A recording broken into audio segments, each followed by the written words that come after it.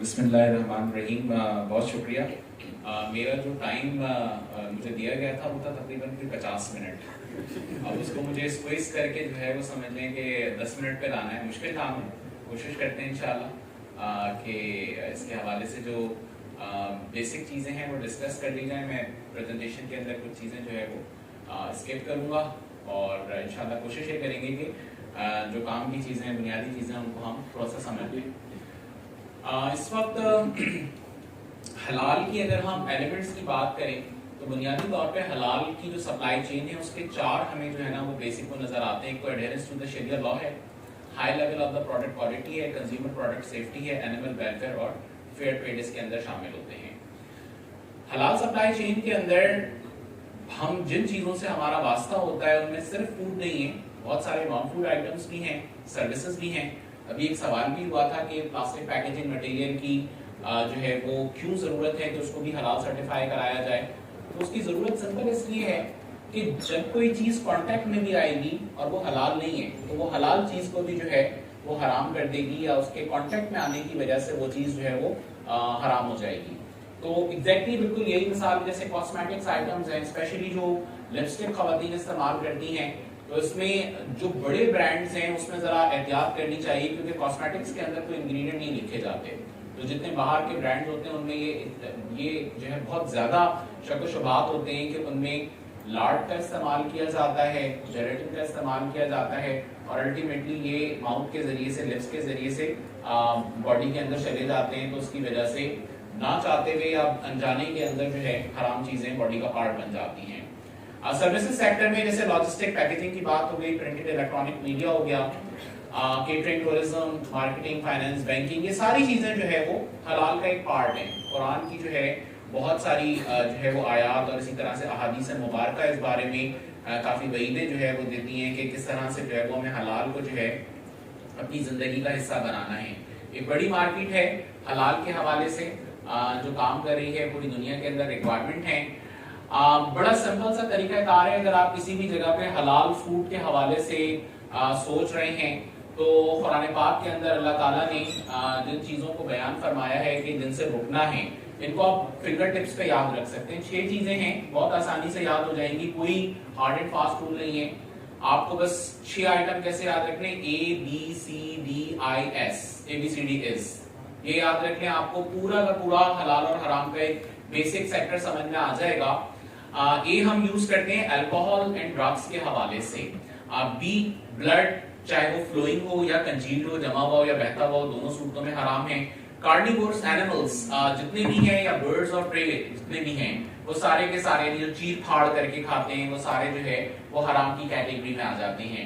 اسی طرح سے ڈی فار ڈیڈ اینیملز, جس میں برڈز بھی شامل ہیں, یعنی جن کو پراپر سلاٹرنگ پروسیس سے نہ گزارا گیا ہو, وہ تمام کے تمام حرام ہیں. اسی طرح سے ایمولیٹڈ فوڈز, ایمولیٹڈ فوڈ کا مطلب کیا ہوتا ہے, غیر اللہ کا نام اگر کسی چیز پہ لیا گیا ہو, جیسے ذبیحہ ہے, ذبیحہ کرتے ہوئے بسم اللہ اللہ اکبر کہنا ضروری ہے. تو ایمولیٹڈ فوڈ یعنی ایسا فوڈ جس پہ غیر اللہ کا نام ہو یا اللہ کا نام نہ لیا گیا ہو, تو اس صورت میں وہ بھی حرام ہوتا ہے. Swine and its by product, یعنی پگ سے بنی ہوئی جتنی بھی پروڈکٹس ہیں اور ان کے بائی پروڈکٹس ہیں, یہ سارے کے سارے جو ہے وہ حرام کا حصہ جو ہے وہ کہلاتے ہیں, حرام کہلاتے ہیں. تو میرا خیال ہے بڑا آسان رہے گا, ABCDIS سب کو یاد رہے گا. اس کے علاوہ جو چیزیں ہیں تقریباً وہ ساری کی ساری جو ہے وہ حلال میں آ جاتی ہیں, سوائے چند چیزوں کے جو مشبوہات کا حصہ ہوتی ہیں. یہ تمام چیزیں جو ہیں یہاں پہ ایک چھوٹی سی لسٹ بھی مینشن کی بھی ہے کہ text of the Quran and حدیث, جہاں کلیئر بالکل وضاحت موجود ہے جن چیزوں کے بارے میں کہ یہ چیزیں حرام ہیں, ان سے رکنا ہے. اس کے علاوہ اور کون سی چیزیں جن سے رکنا ضروری ہے, یہاں پہ چند ڈیفینیشنز ود دیئر ٹاپکس دی گئی ہیں. جیسے جورسٹک پرنسپل ہے یا ہارمفلنس ہے, اگر کوئی چیز مضرت میں یعنی ضرر دینے میں آ جاتی ہے اس کو جو ہے منع کیا گیا ہے. انٹاکسیکیشن, اگر آپ اس کو کھاتے یا پیتے ہیں اور وہ آپ کو جو ہے وہ نشہ دینا شروع کر دے تو وہ منع ہے. فلپنس, گندگی جو ہے اگر کسی چیز میں موجود ہے.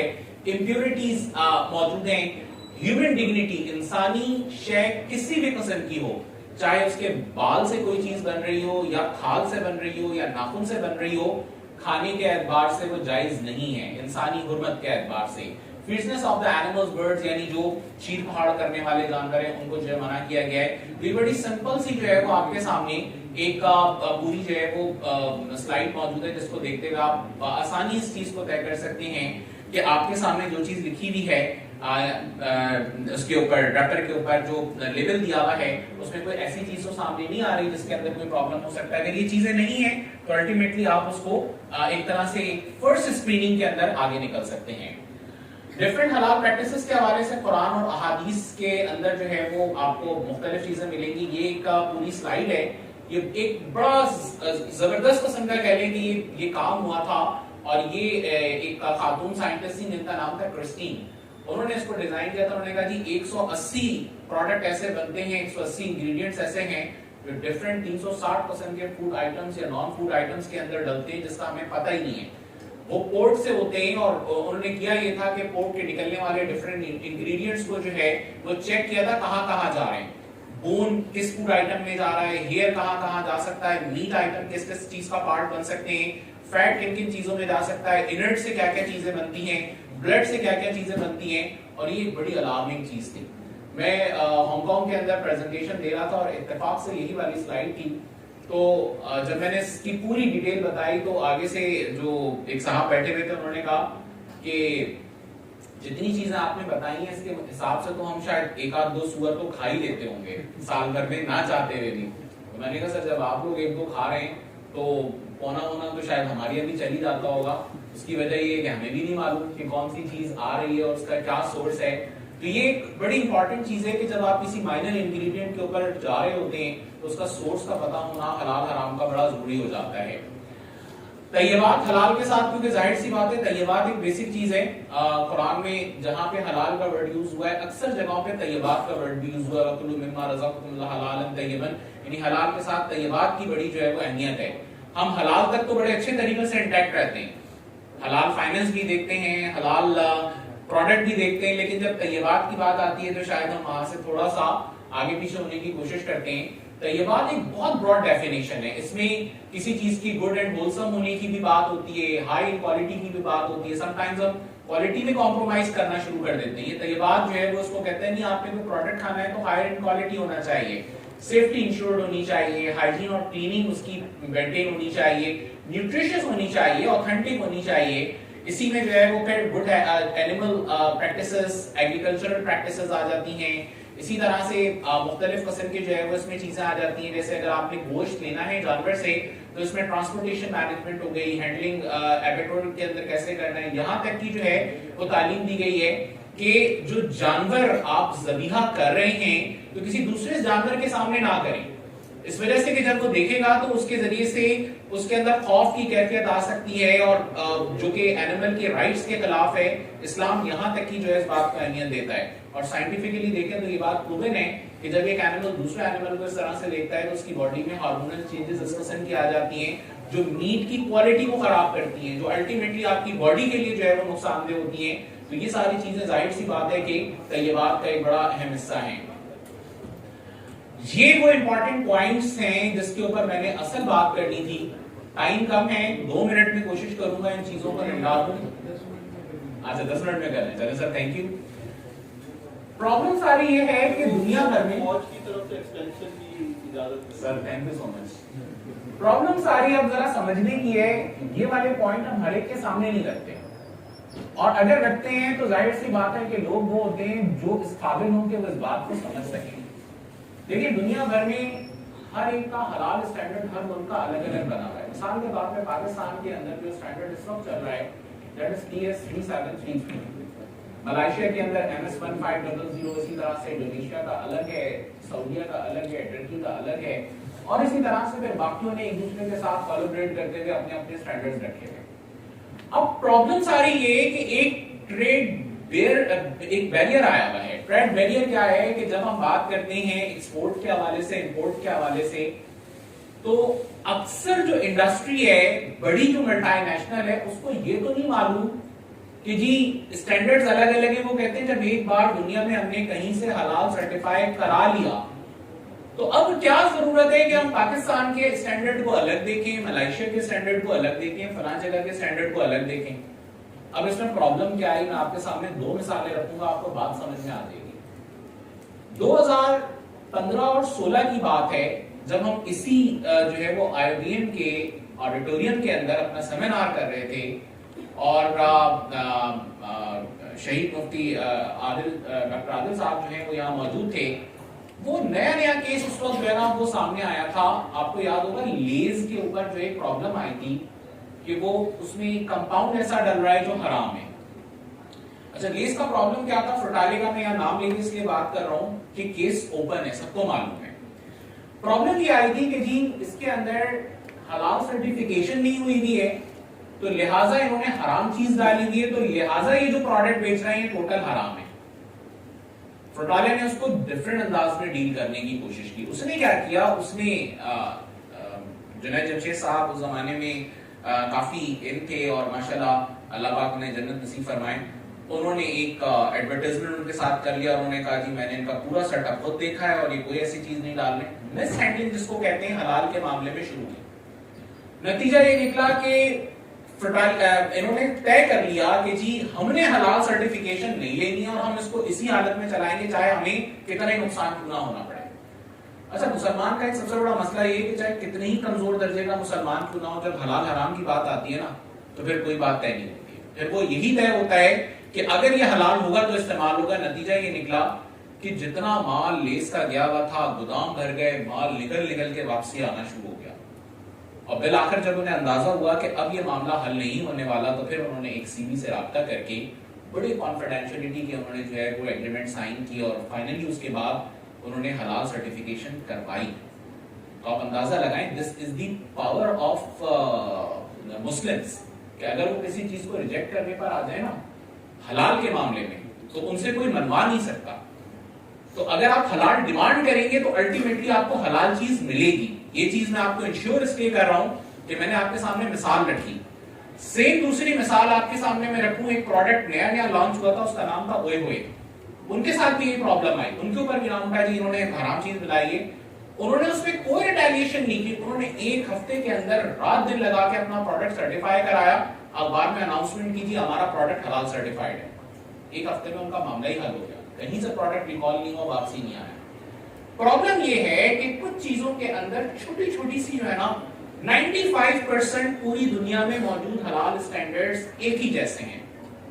4 to 5% جو ایشوز ہیں جس کی بنیاد کے اوپر سارا پرابلم کھڑا ہوتا ہے ان پرابلم سے بات کرتے ہیں. پہلا پرابلم ابھی جیسے بات کی الکوہل کا مسئلہ، مفتی اسد صاحب نے بات کی کہ الکوہل جو ہے مائنر کوانٹٹی میں اگر آ جاتا ہے تو اس میں کیا لیمیٹیشنز ہے. پاکستان کا اسٹینڈرڈ اس معاملے میں بالکل خاموش ہے.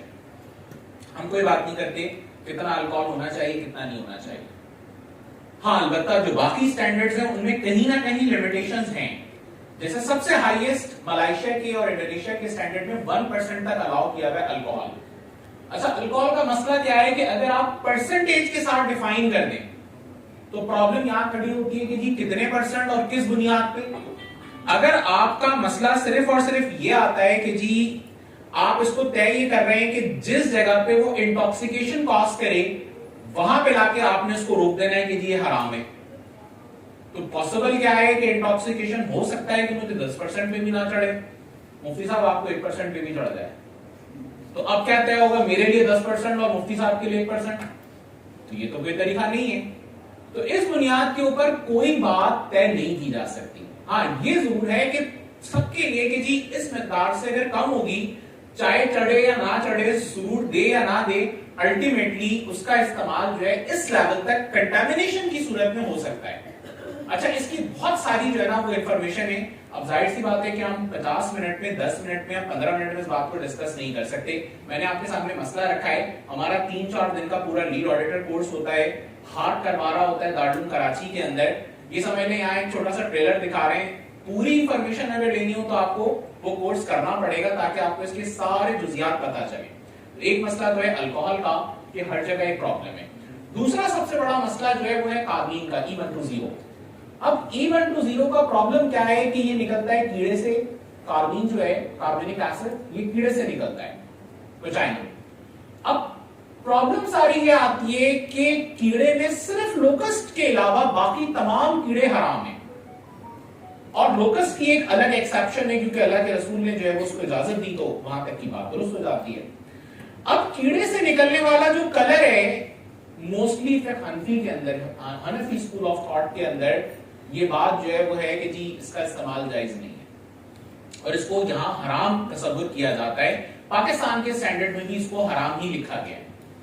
لیکن مسئلہ کیا ہے کہ ادر اسکول آف تھاٹس جو ہیں شافعی مالکی اور دوسرے جو تھاٹس ہیں وہاں پہ اس کی گنجائش ہے. وہاں انہوں نے اس کو مضرت کے پوائنٹ آف ویو میں لیا. انہوں نے کہا جی اس کے استعمال سے کوئی نقصان نہیں ہو رہا. تو ملائیشیا کے اندر الاؤ ہے, انڈونیشیا میں الاؤ ہے, اور بھی دوسرے ممالک میں الاؤ ہے. تو اب پرابلم آیا فروٹین کے ساتھ. ایک جوس بنانے والی کمپنی ہے, اس نے ملائیشیا سے امپورٹ کروایا اور وہ پروڈکٹ تھا حلال سرٹیفائیڈ. مزے کی بات سنیں, وہ پروڈکٹ تھا حلال سرٹیفائیڈ, گاوا فلیور تھا امرود کا, اور مسئلہ یہ کھڑا ہوا کہ اس کے اندر E120 کاربین ڈالا ہوا تھا. مسئلہ کھڑا ہو گیا. یہاں تو انہوں نے لوگوں نے کہا جی حرام پروڈکٹ بیچ رہے ہیں, حلال سرٹیفائیڈ ہوا ہوا حرام پروڈکٹ مارکیٹ میں بک رہا ہے. اب آپ اندازہ لگائیں کہ غلطی ان کی بھی نہیں تھی, کیونکہ ایک ملٹی نیشنل کو تو بنیادی چیز یہ چاہیے کہ جی میں نے اگر امپورٹ کرا لیا ہے حلال سرٹیفائیڈ ہے تو اب حلال چاہے وہاں ہو یہاں ہو, حلال تو حلال ہے. یہاں پہ پرابلم کس چیز کا آیا؟ ہارمونائزیشن آف اسٹینڈرڈ کا. تیسرا بڑا پرابلم ذبیحہ. پاکستان کے اندر اسٹاننگ ٹوٹلی بین ہے. ہم اسٹاننگ الاؤ ہی نہیں کرتے پاکستان کے اندر. نہ اسٹرن میٹ بیچتے ہیں نہ اسٹرن میٹ خریدتے ہیں, ٹوٹل بین ہے. باقی دنیا کے اندر چھوٹے بڑے اینیملز کے اندر اسٹاننگ الاؤ ہے. مرغی میں بھی اسٹاننگ ہو رہی ہوتی ہے, خاص 80 وولٹ کے کرنٹ کے اندر اس کی گردن کو جو ہے پانی کے اندر ڈالتے ہیں تو اس کو کرنٹ لگتا ہے, تھوڑی دیر کے لیے مفلوج ہو جاتی ہے اور اس کے بعد اس کی سلاٹنگ ہوتی ہے. پاکستان کے اندر اسٹاننگ نہیں ہے, باقی دنیا میں. اب اس کا مطلب کیا ہوا ہے کہ ایک ملک میں حلال طریقے سے ذبیحہ ہوا ہوا اسٹرن میٹ اگر پاکستان امپورٹ ہو رہا ہوگا وہاں پہ پھر کوسچن مارک لگے گا. ہارمونائزیشن کا سب سے بڑا ایشو ہے. اسی طرح سے اس کا ایک اور چوتھا بڑا پرابلم میکینیکل سلاٹرنگ ہے. چلیے میکینیکل سلاٹرنگ پہ تو کسی حد تک معاملات طے ہو گئے ہیں. وہ یہ ہے کہ جی میکینیکل سلاٹرنگ کے بجائے ہیومن سلاٹر یعنی ہیومن ویسٹ انسانی جو ہے وہ ہاتھ سے سلاٹرنگ ہونی چاہیے. پھر اس کی بھی کچھ ریکوائرمنٹ ہے کہ مسلمان ہونا چاہیے, پریکٹسنگ مسلم ہونا چاہیے, یا اہل کتاب کا ذبیحہ الاؤ ہے تو اہل کتاب کے معاملے میں بھی ہمارے اسٹینڈرڈ میں تھوڑی سی کچھ مسائل ہیں. یہ وہ پرابلمز ہیں جو میں نے آپ کے سامنے رکھے جس کی وجہ سے حلال کے اندر بہت سارے لوگ کنفیوز ہو جاتے ہیں. وہ کہتے ہیں کیا حلال حرام کے چکر میں پڑھو, کھانا ہے بسم اللہ پڑھو کھا لو, بس لوگوں کا دیکھا جائے گا. لیکن ان پرابلمز کو جب تک ہمارے جو ہے وہ ایک طرح سے کہہ لیں کہ مفتیان عظام جو بیٹھے ہوئے ہیں ان کو ایک پلیٹ فارم کے اوپر بیٹھ کے ان کے سولوشنز نکالنے پڑیں گے. ہارمونائزیشن کا کام کرنا پڑے گا. سیمک اس کام کو کر رہا ہے. پاکستان میں سیمک اڈاپٹ ہو گیا ہے, نیا سیمک کا ورژن جو ہے وہ آ چکا ہے PS 373 2022 کا. میری نظر سے ابھی نہیں گزرا ہے تو میں اس کے اوپر یہ بات اس لیے نہیں کرنا چاہ رہا کہ ان میں سے جو پرابلمز میں نے بتائے کتنے ایڈریس ہو گئے. لیکن بہرحال یہ پرابلمز اپنی جگہ پہ باقی ہیں کہ جب تک ان اسٹینڈرڈز کے ہارمونائزیشن کے پوائنٹ آف ویو کے اوپر کام نہیں کیا جاتا حلال کے پرابلمز کو آپ انٹرنیشنلی ایڈریس کرنے کے قابل نہیں ہوں گے. اور پھر یہی چلتا رہے گا کہ ملائیشیا اپنی باڈی کے ذریعے پاکستان میں اسٹینڈرڈز کو امپلیمنٹ کرا رہی ہوگی. پاکستان جب کہیں دوسرے ملک سے لے رہا ہوگا تو وہ کہے گا جی PS 3733 کے اوپر جو ہے وہ آپ آڈٹ کرا کے پروڈکٹ کو بھیجیں گے تو ایکسیپٹیبل ہوگا. اور یہ مسائل اس وقت جاری ہیں اور اسی کی وجہ سے حلال کے اوپر بڑا کوسچن مارک کھڑا ہو رہا ہوتا ہے. چیلنجز کیا ہیں حلال کے اندر, اسپیشلی مسلم ورلڈ کے اندر؟ نان یونیفائڈ اسٹینڈرڈ یعنی کوئی ایک سنگل اسٹینڈرڈ نہیں ہے جو سب سے بڑا مسئلہ بنا ہوا ہے. سیمک آیا ہے لیکن سیمک ہر جگہ ابھی تک اپلائی نہیں ہو سکا. دوسرا مختلف باڈیز ہیں, سرٹیفیکیشن باڈیز جو کام کر رہی ہیں. مثال کے طور پہ سب سے بڑے جو اس وقت حلال کے لیڈرز ہیں اس میں انڈونیشیا اور ملائیشیا, JMIM یعنی کہ موئی ہے اور جیکم ہے. تو یہ جو ہے وہ انہوں نے اپنی جو ہے وہ کچھ سرٹیفیکیشن باڈیز کو الاؤ کیا ہوا ہے دنیا بھر کے اندر. یہ پرانا ڈیٹا ہے, میرا خیال ہے مزید بڑھ گیا ہوگا. 45 ملائیشیا سے جو ہے وہ سرٹیفیکیشن باڈیز جو ہے وہ اپرووڈ ہیں, 40 انڈونیشیا سے ہیں, 24 ایسی ہیں جو کمبائنڈ دونوں سے ہیں. اور یہ پوری دنیا کے اندر کام کر رہے ہوتے ہیں. 200 CBs کا لکھا ہوا ہے but now data is on going, یہ تو کافی زیادہ ہو چکی ہیں. اب پرابلم یہ ہے کہ انڈونیشیا اپنے سٹینڈرڈز کو فالو کر رہا ہے, ملائیشیا اپنے کر رہا ہے, پاکستان اپنے کر رہا ہے, ایران اپنے کر رہا ہے, سعودیہ اپنے کر رہا ہے. ہر ایک کہہ یہ رہا ہے کہ پروڈکٹ حلال ہے، لیکن ہر ایک کے پروڈکٹ کے حلال ہونے کا بیس یا کانسیپٹ ہر جگہ مختلف ہوتا چلا جا رہا ہے. انٹرنیشنل بینچ مارکنگ میں اسٹینڈرڈ بنائے جاتے ہیں اس کانسیپٹ کے ساتھ کہ جی ایک اس کا فورم ہوگا جہاں پہ تمام اسٹینڈرڈ ڈیزائن ہوگا، اس کے نیچے اس کی ایکریڈیشن باڈیز ہوں گی، اس کے نیچے اس کی سرٹیفیکیشن باڈیز ہوں گی، دین سپلائرز ان سرٹیفیکیشن باڈیز سے اپنے اپنے اسٹینڈرڈز کو اپروو کرا کے سرٹیفکیٹ لے لیں گے. But now what is the condition in the sector of حلال؟ یہ سچویشن ہے، اوپر کا سیکٹر ہی غائب ہے، نیچے سرٹیفیکیشن باڈیز ہیں اور سپلائر ہے.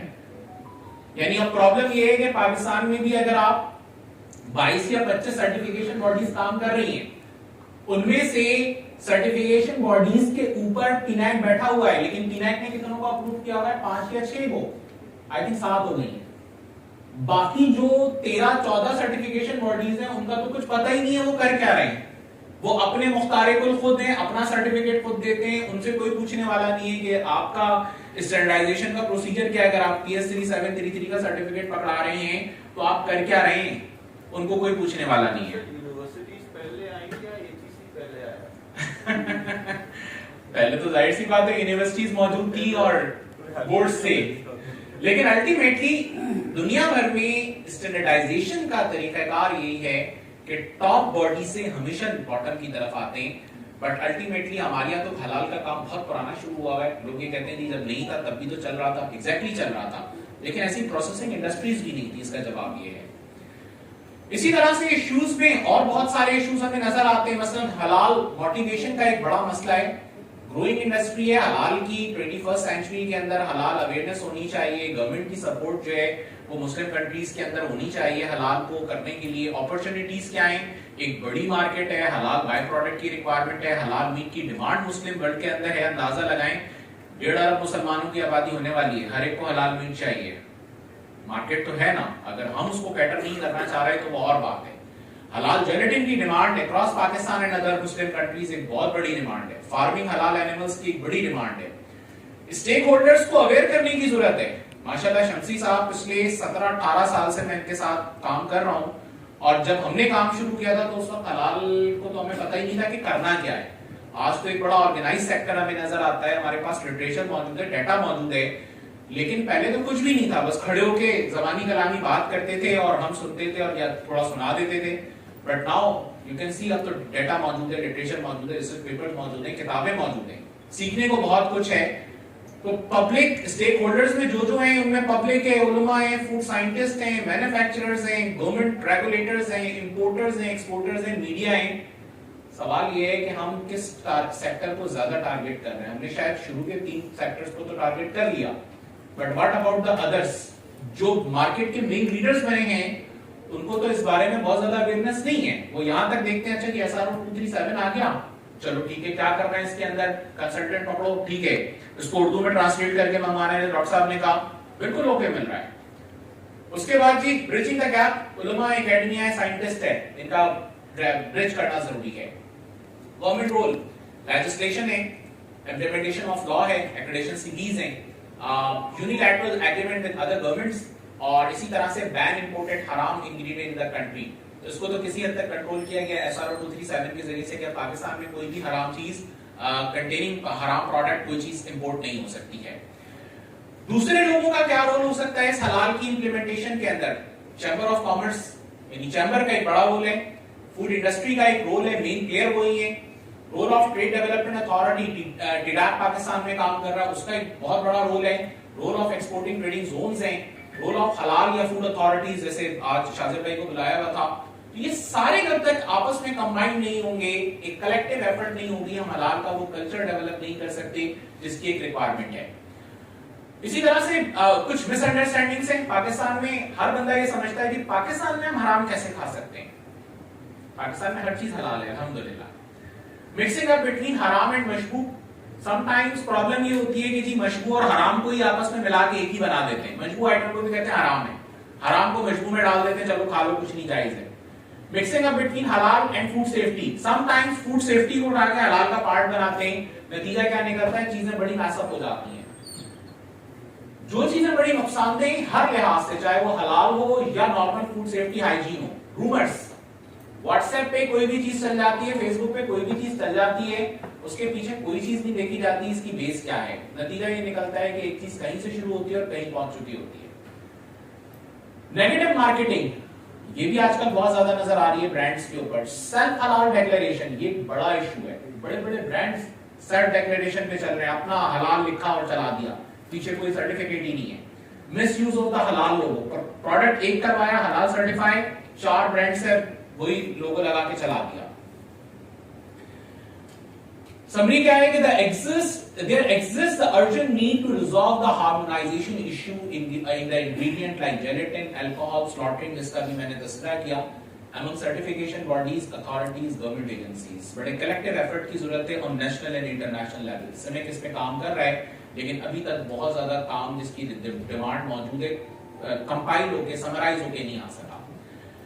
Putting in place laboratory-based analytical traceability system is a prerequisite consolidating halal integrity. Problem ये हो रही है कि हम लैब पे आकर इस्तेमाल करते हुए कहते हैं कि हलाल हराम इसी बुनियाद पे करा दो, लैब इस बुनियाद पे या तो यूज होगी या इसका कोई यूज नहीं है। हालांकि ये प्रीरिक्विजिट के तौर पे काम कर सकता है, काम को फास्ट करेगा।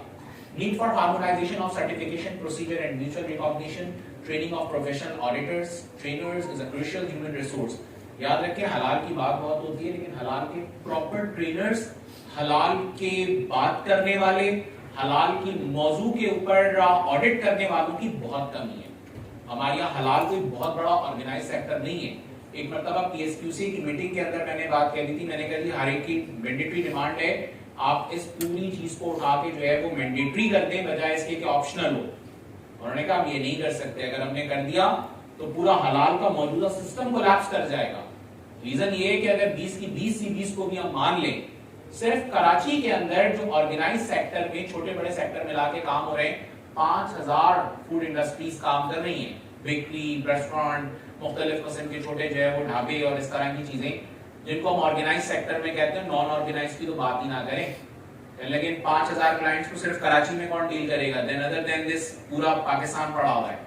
तो इस वक्त तो हम ओवरऑल 100% हलाल इम्प्लीमेंटेशन सर्टिफिकेशन के ऊपर नहीं जा सकते। ये हमारी एक बड़ी प्रॉब्लम है, क्योंकि हमें एक्सपर्ट्स चाहिए, एक्सपर्ट्स नहीं है। ये बड़े गिने चुने एक्सपर्ट्स हैं, 4, 6, 8, 10, 15 नाम ले लेंगे, हाँ जी एक्सपर्ट है। Halal and haram is a sensitive and serious matter and is gaining serious attention globally. Adulteration and contamination of the haram and doubtful ingredient and additives. The major concern in the halal industry presently standard method of the analysis to be developed. Proper processing, verification, certified halal product, in particular foods pertaining capture lucrative halal market. बड़ी market है, हर कोई इस तरफ आ रहा है. Total integrity in the halal supply chain must be preserved. Once consumer lost confidence in the status of halal, no one will buy. जिसकी मैंने अभी थोड़ी देर पहले एग्जांपल दी थी चिप्स के हवाले से। The case of Ajinomoto Indonesia के अंदर MSG का केस जो उठा था, वो भी एक बड़ा केस है। Rising demand and trade in the halal product has led to abuse and misuses of the halal certification. In many instances, halal certificate can be bought easily and has become a murky business. ये आज के दौर का सबसे बड़ा problem हो गया। आपको सर्टिफिकेट चाहिए, मैं भी आधे घंटे में दिलवा दूंगा, ऐसी भी सिचुएशन है। लेकिन अगर आप सही काम कर रहे हैं तो अल्टीमेटली एक टाइम पीरियड रिक्वायर्ड होता है जिसके अंदर आपको हलाल सर्टिफिकेट के लिए चीजों को कवर करना पड़ता है। Thank you so much. ये बड़ा इख्तिसार के साथ जो है वो बयान करने की कोशिश